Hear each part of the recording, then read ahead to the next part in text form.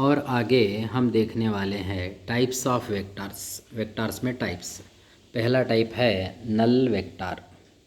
Null vector मतलब एक vector having magnitude zero. Magnitude zero मतलब वेक्टर है ही नहीं। मेरे पास पैसे नहीं हैं बोलने के लिए मेरे पास ज़ीरो पैसे हैं कहा जाता है। वैसे ही कोई वेक्टर है ही नहीं तो उसके बारे में कहने के लिए ये कहा जाता है कि नल वेक्टर है। और नेक्स्ट टाइप वेक्टर जो है इक्वल वेक्टर है। दो वेक्टर्स का डायरेक्शन और उनका मैग्नीट्यूड दोनों सेम है तो कहा जाता है ये दोनों equal vector to each other. ये दोनों equal vectors to each other कहा जाता है। और दो वेक्टर्स का मैग्नीट्यूड सेम है लेकिन डायरेक्शन अपोजिट है तो कहा जाता है ये दोनों negative vectors to each other. P bar जो है क्यू बार को नेगेटिव वेक्टर और क्यू बार जो है पी बार को नेगेटिव वेक्टर, ये दोनों एक दूसरे को नेगेटिव वेक्टर कहलाएंगे। और यूनिट वेक्टर, किसी वेक्टर का मैग्नीट्यूड 1 यूनिट है तो उसको कहते हैं यूनिट वेक्टर।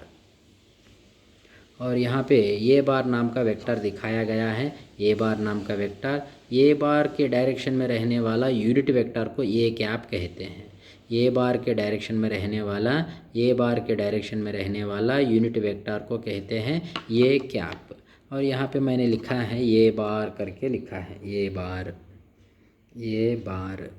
लिखा हुआ है। ये बार मतलब it is representing some magnitude some direction is equal to लिखा मैंने। ये बार का मैग्नीट्यूड मॉड ये बार कहते हैं और ये बार का डायरेक्शन को रिप्रेजेंट करने के लिए ये कैप लिखा मैंने। ये कैप का डायरेक्शन ये बार का डायरेक्शन सेम है तो इज इक्वल टू के दोनों तरफ डायरेक्शन सेम है, इज इक्वल टू के दोनों तरफ मैग्नीट्यूड भी सेम है तो ये इक्वेशन जो है परफेक्ट इक्वेशन है। रिपीट कर रहा हूँ, ये जो एक वेक्टर है ये बार नाम का, उसके पास कुछ मैग्नीट्यूड है और उसके पास कुछ डायरेक्शन है। इसके पास जो भी डायरेक्शन है उस डायरेक्शन को ये कैप रिप्रेजेंट कर रहा है और इसके पास जो भी मैग्नीट्यूड है उस मैग्नीट्यूड को मॉड ए बार रिप्रेजेंट कर रहा है। सो A cap is equal to बनता है ये बार बाई ये। A cap is equal to बनता है ये बार बाई ये। ये है कुछ खास type of vectors, null vector, equal vector, negative vector, unit vector. Unit vector सबसे इम्पॉर्टेंट है, नेक्स्ट नेगेटिव वेक्टर इम्पॉर्टेंट है, नेक्स्ट इक्वल वेक्टर इम्पॉर्टेंट है, फाइनली ये चारों में से लेस इम्पॉर्टेंट जो है नल वेक्टर है। इनके अलावा कुछ दूसरे टाइप्स भी होंगे जैसे कि एक ही पॉइंट से कुछ वेक्टर्स स्टार्ट होंगे तो उनको कहेंगे को इनिशियल वेक्टर्स। और एक ही लाइन पे कुछ नंबर ऑफ वेक्टर्स है तो उनको कहेंगे कोलिनियर वेक्टर्स। अगर कुछ वेक्टर्स एक ही प्लेन में है तो उसको कहेंगे coplanar vectors. So this is the story of types of vectors. और भी कुछ टाइप्स होंगे वो कुछ खास ये चार ही इम्पॉर्टेंट है, उसके अलावा ये कुछ खास इम्पॉर्टेंट नहीं, उसके बारे में भी मैंने कहा।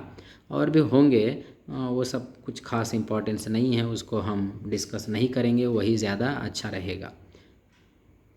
जब जब जिसकी ज़रूरत पड़ेगी तब डिटेल में डिस्कस किया जाएगा।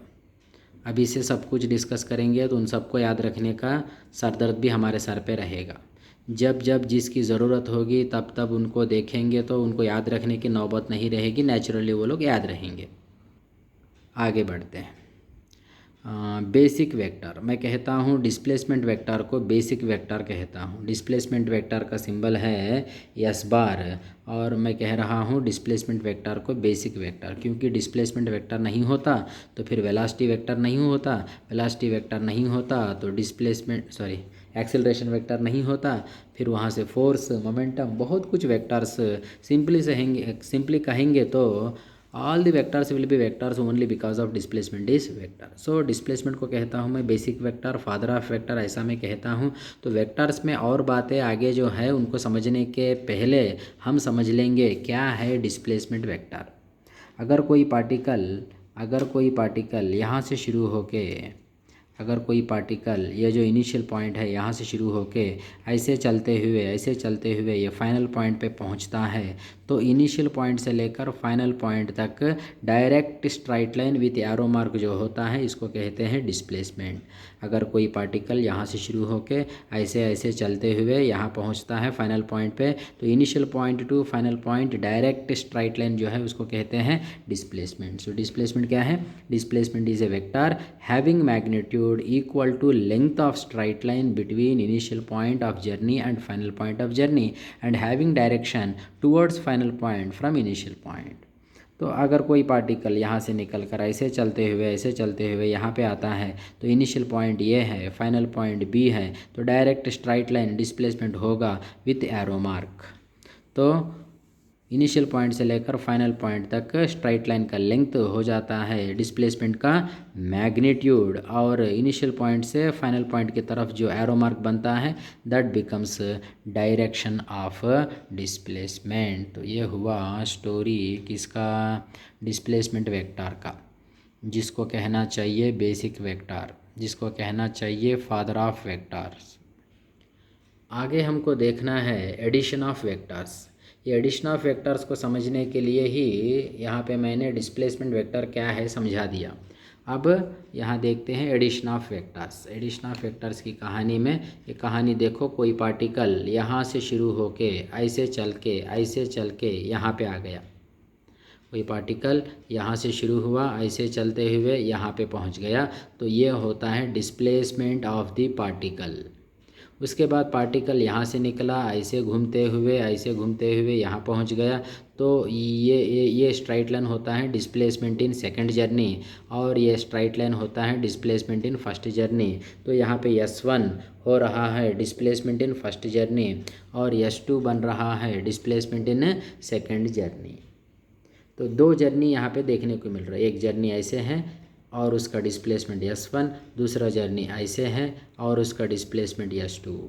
और ये कंप्लीट जर्नी की बात करते हैं, तो कंप्लीट जर्नी में इनिशियल पॉइंट यहाँ पे है, फाइनल पॉइंट यहाँ पे है। तो कंप्लीट जर्नी का इनिशियल पॉइंट से कंप्लीट जर्नी का फाइनल पॉइंट तक डायरेक्ट स्ट्राइट लाइन जो बनता है that will be displacement in the complete journey.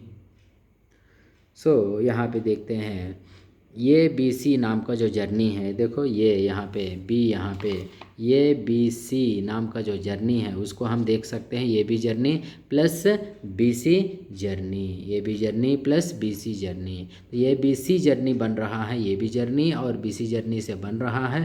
तो ये BC जर्नी में जो डिस्प्लेसमेंट है that should be because of displacement in ये भी journey and displacement in BC journey.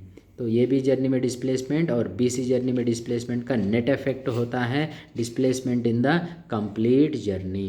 तो कंप्लीट जर्नी में जो डिस्प्लेसमेंट बन रहा है उसको कहते हैं resultant of the displacements in individual journeys.